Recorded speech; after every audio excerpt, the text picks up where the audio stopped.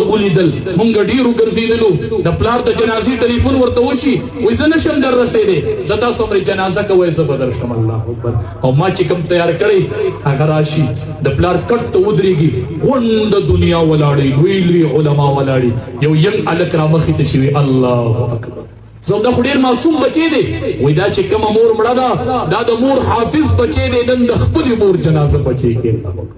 ما دا نظاره ورکړله ما داسې بچی درکړ ستا په ګډ به ودرېږي بابا ستا جنازه به کوي بابا ما داسې بچی نه دی درکړی ښه چې هغه ودرېږي میلمانه رخصت یې نه د کور کلي خلک رخصت یې او نور ډوډۍ له راځئ روټۍ تیاره ده ما چې کوم بچی درکړی بابا چې ستا جنازه وشي مورې هغه به یې کوز سر ته ولاړي وایي بچې آمن الرسول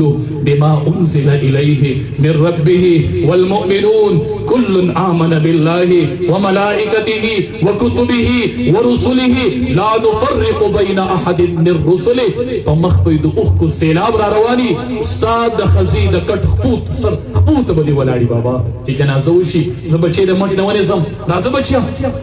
راځه نه مولوي صاحب ما دلته پرېږده ما پرېږده زه هم زه بچیا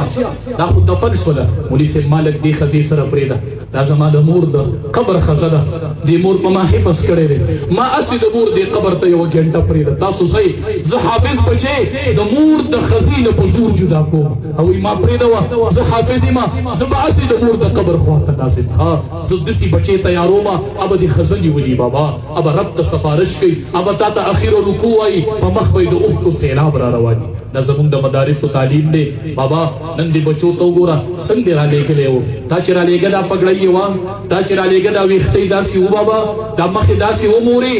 تا ما له خالي سیده رالیږلی و او ما درله نن حافظ قرآن واپس که درو مې لیږو